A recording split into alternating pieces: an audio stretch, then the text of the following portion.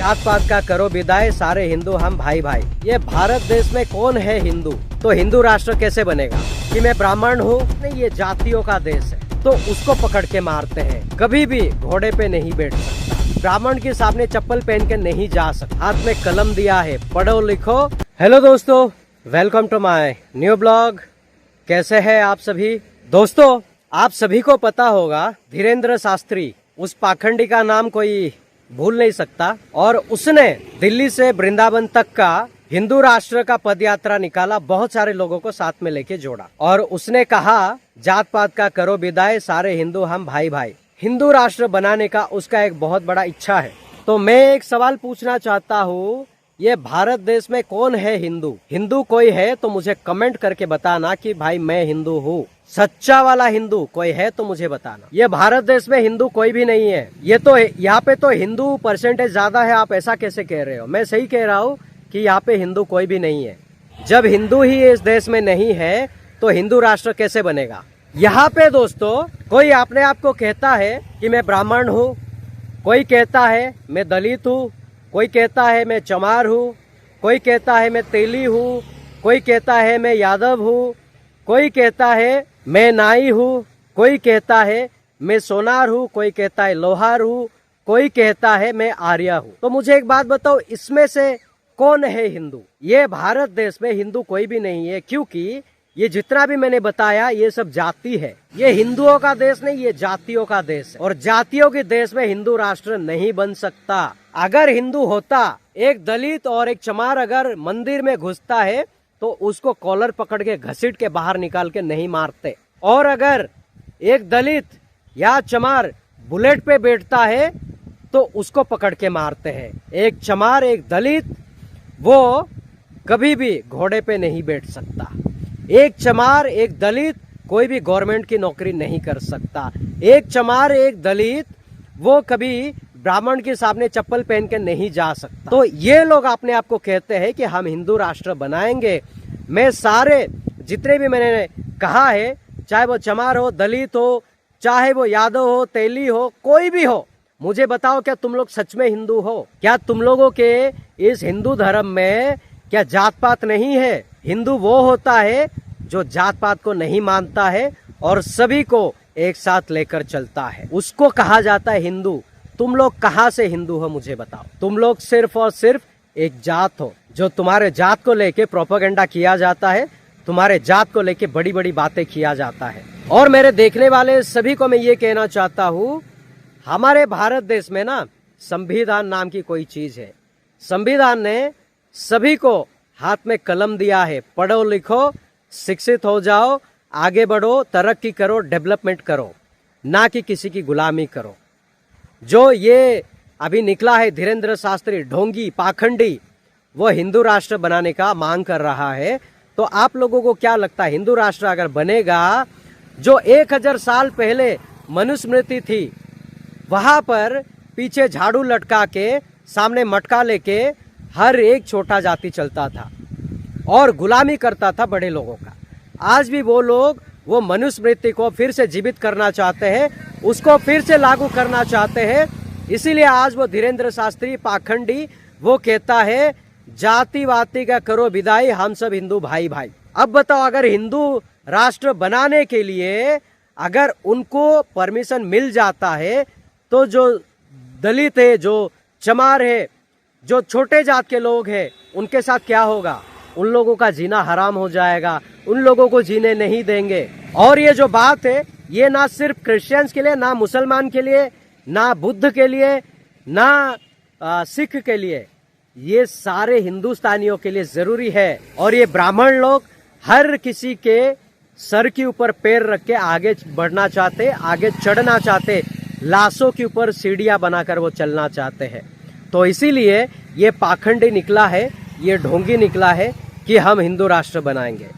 लेकिन दोस्तों, मैं फिर से एक बार कहता हूँ, इनको 10,000 साल ले लो तुम लोग, 20,000 साल ले लो तुम लोग, कभी हिंदू राष्ट्र नहीं बना पाओगे। अगर हिंदू राष्ट्र बनाना ही था तो इससे पहले क्यों नहीं बना? हिंदू राष्ट्र अगर बनाना था तो देश आजाद होने की तुरंत बाद ही हिंदू राष्ट्र बन जाना चाहिए था। इसको सेक्युलर कंट्री डेमोक्रेसी क्यों घोषित किया गया। और दोस्तों, हिंदू राष्ट्र की जब बात करते हैं, आपने देखा नेपाल एक हिंदू राष्ट्र था, क्या हुआ वहां पे? जब कोई एक धर्म उस देश में रूल करना शुरू करता है तो वहां पर बहुत सारी प्रॉब्लम्स क्रिएट होती है और लोग एक दूसरे को मारते काटते हैं। हिंदू हिंदू को मारेगा काटेगा, हिंदू हिंदू का ही खून पिएगा। पाकिस्तान में देखो, कहने को तो वो डेमोक्रेसी है, लेकिन डेमोक्रेसी कुछ भी नहीं है। वहां पे भी पाकिस्तान को कहा जाता है इस्लामी जमहूरिया पाकिस्तान, इस्लामी जमहूरिया पाकिस्तान। जमहूरिया को हटा दो, ये इस्लामी पाकिस्तान। वहां पे क्या हो रहा है? वहां पे भी सिया सुन्नी बरेली ऐसा करके लड़ाइयां होती है। एक दूसरे की मस्जिद में बॉम्ब फेंकते हैं, बॉम्ब ब्लास्ट करते हैं, एक दूसरे को मारते और काटते हैं। क्या वो लोग वहां पे खुशी से है, सुखी से है? और ये लोग भारत में निकले हैं, हम हिंदू राष्ट्र बनाएंगे। और इस हिंदू राष्ट्र को लेके दोस्तों बहुत सारे हिंदू लोगों ने, उन्होंने भी अपना पॉइंट ऑफ व्यू रखा है कि ये हिंदू राष्ट्र नहीं बनना चाहिए, क्योंकि ये सेक्युलर कंट्री है, ये डेमोक्रेसी है, यहाँ पे सभी का हक है, सभी को यहाँ पे आजादी मिली है कि सभी यहाँ पे मिलजुल कर रहना चाहते। यहाँ पे सभी धर्मों को रिस्पेक्ट मिलना चाहिए। मैं लिख के देता हूँ, ये हिंदू राष्ट्र बनेगा नहीं, लेकिन अगर खुदा ना खास्ता इंसिडेंटली अगर बन गया ना, तो ये जो अपने आप को कहते हिंदू ना, यही एक दूसरे को मार काट के एक दूसरे का खून पिएंगे। क्योंकि यहाँ पे जो धर्म है, हिंदू मुस्लिम सिख ईसाई बुद्ध जैन, ये खूबसूरती है, डेमोक्रेसी का खूबसूरती है। और यहाँ पे सभी का कल्चर है और सभी की कल्चर से ये देश चलता है। जैसी ऋतु होती है दोस्तों, बारिश होती है, गर्मी होता है, ठंडी होता है, वैसे ही ये डेमोक्रेसी में ऐसा सभी सेकुलर कंट्री में रहते हैं और सभी का अपना अपना धर्म है, सभी का अपना अपना कल्चर है, तो ये खूबसूरती के साथ चलेगा। लेकिन जिस दिन ये लोगों ने अगर ठान लिया हिंदू राष्ट्र बनाने का, तो खत्म हो जाएगा, सब कुछ खत्म हो जाएगा। ये भारत देश में कुछ नहीं दिखेगा। ये भारत देश में उस दिन सिर्फ और सिर्फ खून की नदियां बहेंगे दोस्तों। और सारे माइनॉरिटी को भारत से भगाने का सोच है।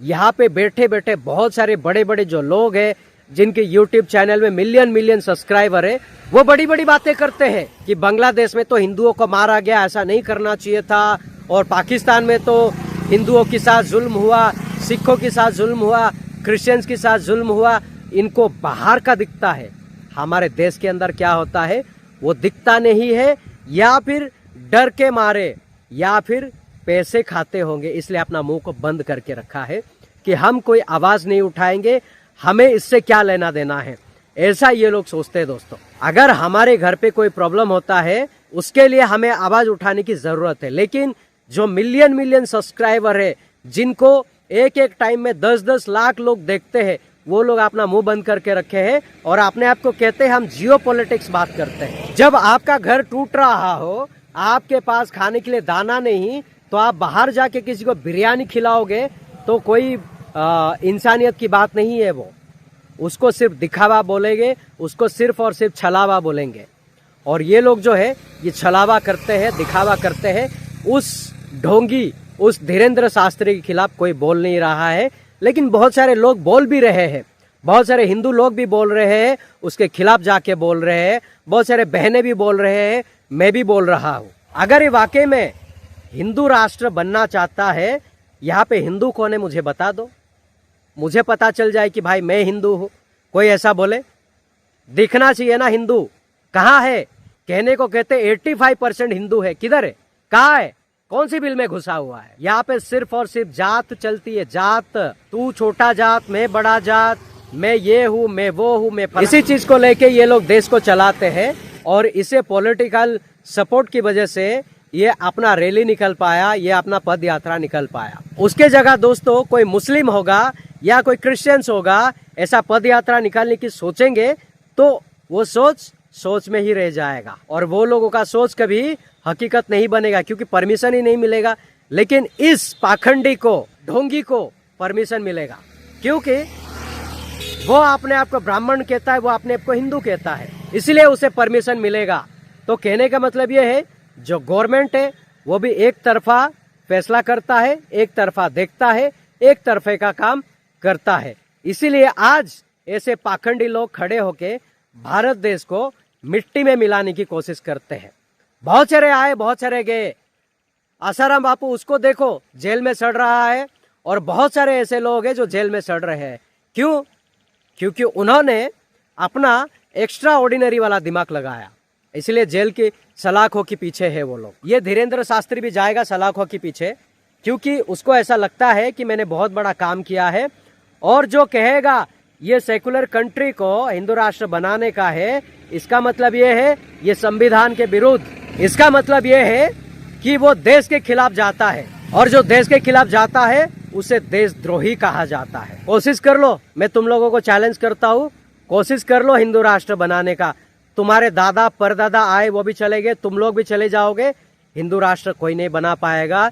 ये सेकुलर था, है, रहेगा, और डेमोक्रेसी था, है, रहेगा। इसको कोई माइकलाल बदल नहीं सकता, क्योंकि बाबा साहेब अम्बेडकर की उस कलम में, उस पेन में इतना दम था ना, सारे के सारे मनुस्मृति को लात मार के हटा दिया अपनी पेन की दम से, अपनी कलम की दम से, और यहाँ पर सेकुलर कंट्री को ले आया, और आज भी उनके लोग जिंदा है तो होने नहीं देंगे। तो दोस्तों, अच्छा लगे तो आपका प्यार दीजिएगा और इसे शेयर जरूर करिएगा। फिर मैं मिलूंगा एक नेक्स्ट टॉपिक के साथ, तब तक के लिए अपना ख्याल रखिएगा। Thank you so much, God bless you all.